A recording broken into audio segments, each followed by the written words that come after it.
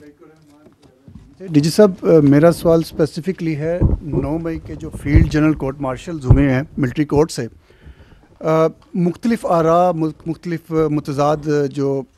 باتیں ہوتی رہیں ماضی میں کہ ان کے کورٹس میں کیس جانے چاہیے فوجی عدالتوں میں یا نہیں، لیکن بہرحال سپریم کورٹ کا جو فیصلہ آیا اس کی روشنی میں پہلے 25 اور اس کے بعد 60 لوگوں کو 9 مئی سے جو متعلقہ تھے ان کو فیصلے سنائے گئے ہیں، مجموعی طور پر 25 ہیں، 85 بن جاتے ہیں۔ کیا یہ سمجھا جائے، تصور کیا جائے کہ یہ جو 9 مئی کے معاملہ ہے ان سزاؤں کے بعد یہ اپنے منطقی انجام تک پہنچ چکا ہے؟ دیکھیں جی، 9 مئی کے بارے میں جو افواج پاکستان کا جو پوائنٹ آف ویو ہے وہ بڑا واضح ہے، غیر مبہم ہے اور مستقل ہے، اور وہ یہ ہے کہ 9 مئی افواج پاکستان کا مقدمہ نہیں، یہ عوام پاکستان کا مقدمہ ہے۔ یہ بات کلیئر ہونی چاہیے ہمیں، اس لیے کیونکہ اگر کوئی جتھا، کوئی مسلح گروہ، کوئی پرتشدد گروہ اس طریقے سے اپنی مرضی اور سوچ اور مسلط کرنا چاہے معاشرے پہ، اور اس طرز عمل کو قانون کے مطابق اور آئین کے مطابق نہ روکا جائے، تو آپ کے ہمارے اس معاشرے کو ہم کس طرف لے کے جائیں گے؟ جہاں تک آپ نے سزاؤں کا ذکر کیا، دیکھیں 2023 میں اعلیٰ عدلیہ کے فیصلے کی روح میں جو عمل تھا ملٹری کورٹس میں جن لوگوں کو ریفر کیا گیا تھا وہ منجمد کر دیا گیا۔ حال ہی میں جب یہ 7 رکنی بینچ نے اس کے اوپر فیصلہ دیا تو اس کی روشنی میں سزائیں سنانے کا عمل اب مکمل کیا جا چکا ہے، اور اس کے اندر مروجہ قانون کے تحت ثبوت اور شواہد کے مطابق اور تمام قانونی تقاضوں کو پورا کر کے وہ تمام لوگ جو 9 مئی کی ہنگامہ آرائی میں ملوث تھے اور جن کو قانون کے مطابق ملٹری کسٹڈی میں ریفر کیا گیا تھا ان کو سزائیں دینے کا عمل مکمل ہو چکا ہے، اور اس فیصلے سے یہ بڑا واضح پیغام جاتا ہے کہ اس طرح کے معاملات کی کوئی گنجائش نہیں ہے، اور مستقبل میں بھی کوئی اس طرح کے معاملات میں اگر انوالو ہوگا تو اس کو آئین اور قانون کے مطابق باصورت سزا ملے گی۔ جو آپ نے سوال کیا اس کی توسط سے میں یہ پوائنٹ ضرور کہنا چاہوں گا کہ یہ جو 9 مئی اس کے جو سزائیں ہیں اس سے جڑے ملٹری کورٹ سے جڑے جو سول سپریمیسی اور لیک آف ٹرانسپیرنسی کا بیانیہ بنایا جا رہا ہے، اس کے لیے یہ جاننا ضروری ہے کہ جو پاکستان میں ملٹری کورٹس ہیں یہ آئین اور قوانین کے مطابق دہائیوں سے قائم ہیں اور عمل میں ہیں، اور یہ انصاف کے تمام تقاضوں کو بخوبی پورا کرتے ہیں، اور یہ کہ انٹرنیشنل کورٹ آف جسٹس جو ہے اس نے بھی ان کے اس پورے پروسیس کو انڈورس کیا ہوا ہے۔ آپ کو یہ معلوم ہونا چاہیے کہ ملٹری کورٹس میں جو ملزمان ہوتے ہیں ان کو اپنا وکیل کرنے، اپنا ایویڈنس پیش کرنے، اپنے گواہ لانے، کراس ایگزامینیشن کرنے اور دیگر تمام قانونی حقوق مکمل طور پہ حاصل ہوتے ہیں، اور اگر سزا ہو جائے اور وہ مجرم اور تو ان مجرموں کو نہ صرف یہ کہ کورٹ آف اپیل میں چیف آف آرمی سٹاف سے پٹیشن کر سکتے ہیں، ہائی کورٹ میں اپیل اور سپریم کورٹ میں اپیل کا بھی انہیں حق حاصل ہے، اور یہ بھی آپ کے سامنے مسلمہ حقیقت ہے کہ یہ فیصلے بھی قانونی طور پہ صرف اس سے سنائے گئے ہیں جب سپریم کورٹ نے ان کو سنانے کا حکم جاری کیا۔ تو یہ سوال یہ ہے کہ پھر یہ جو بیانیہ ہے یہ بنتا کیوں ہے؟ وہ اس لیے بنتا ہے کہ یہ 9 مئی کے سانحے سے جڑے واقعات ہیں،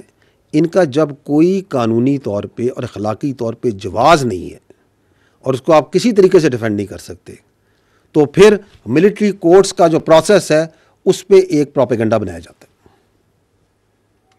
جبکہ دلچسپ بات تو یہ ہے کہ کچھ عرصہ پہلے جو ابھی ناصر اس پہ بات کر رہے ہیں وہ خود ان کورٹس کے بہت بڑے دائی ہوتے تھے۔ اور اگر انٹرسٹنگلی میں آپ کو ایک اور چیز آپ کے توسط سے بتاتا ہوں کہ کچھ عرصہ پہلے تو یہ بیانیہ بنایا جا رہا تھا کہ یہ جو احتجاجی انتشاری ہیں یہ تو ایجنسیوں کے بندے ہیں، یہ تو پلانٹڈ لوگ ہیں، اور یہ کسی بڑی گہری سازش کے تحت فوج نے خود حملے کروائے ہیں، فالس فلیگ.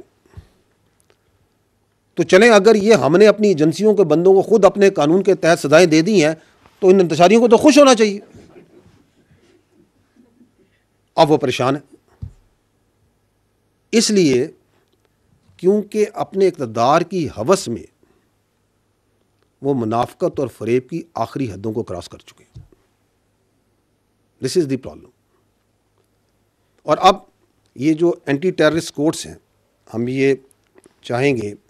کہ اس کے اندر بھی جو 9 مئی سے جڑے واقعات میں جو لوگ ہیں ملوث ہیں، جن کے مقدمات ہیں، ان کو اپنے انجام تک پہنچنا چاہیے. اس کی وجہ یہ ہے کہ اگر آپ دنیا میں نظر دوڑائیں تو ابھی اس سال یہ جولائی 2024 میں جھوٹی پوسٹوں پہ لندن میں، انگلینڈ میں، برطانیہ کے اندر وہ